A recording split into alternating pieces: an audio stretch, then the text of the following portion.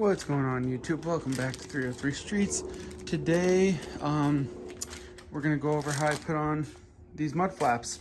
I feel like they look pretty good. You know, they're not too bad. This is obviously the driver's side. So, check out the passenger side really quick too. Yeah, here they are. So, they look pretty OEM. Pretty cheap. I bought these at AutoZone, and of course, there's the packaging. Here's the packaging. These are the ones I got. These are the splash guards, premium fit, and this is size C. So that's what I bought to put on the Bronco. So as you can see, turned out pretty good.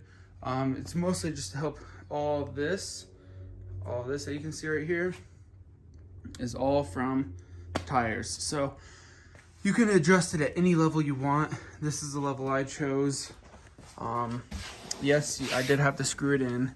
So I did add some screws.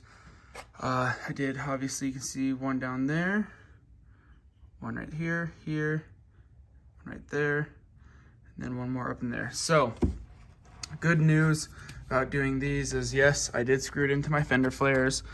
People are gonna freak out about that, but if you look inside, it's pretty thick. You have a pretty good sized lip in there.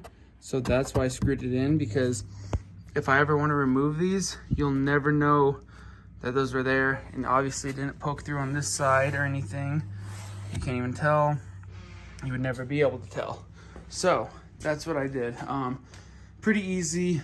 Like I said, you can choose all sorts of different ways you want to line it up. I chose right there because to me that looked a little bit like the most OEM. I have seen ones that are all the way down to here, the exact same guard.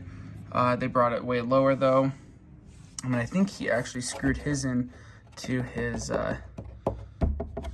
sides or a step. But I'm not gonna do that.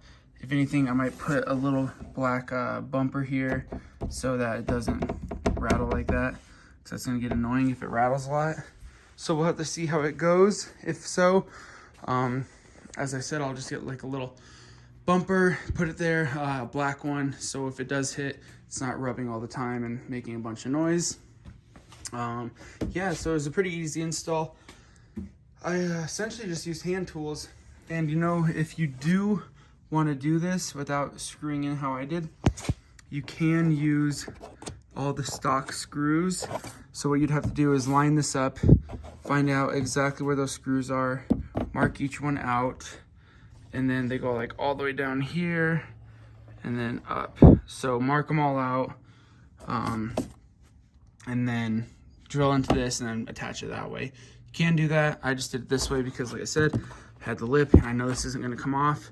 And yeah, so yeah, super simple. So all you really need is, I used a drill to go into the fender and then just a hand screwdriver to go into the side and even to get into the plastic flap. It's really easy, just had to get into the side. So yeah, that's how I installed mine. Yeah, like I said, there's lots of different ways you can install these, lots of different see, I just don't know if that's gonna be making a lot of noise in the wind, so I'll have to see if it's doing that a lot. I'll have to put a bumper there to keep it from making all that noise. But yeah, it didn't turn out too bad, and like I said, it looks pretty OEM to me. A lot of people have done these, and some of them that they've done I'm just not a real big fan of, so I decided to go my own route and do this. And like I said, I think it looks pretty good. It's a little dirty. The entire car needs a wash.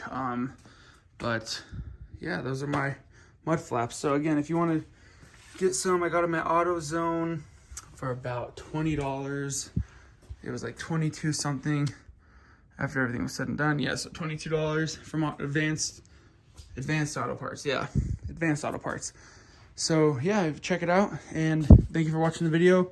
Hopefully you found it helpful. If so, please like and subscribe. If you have any questions or comments, leave them at the bottom and I'll get back to them as soon as I can. So yeah, thank you for watching. Have a great day. Thank you.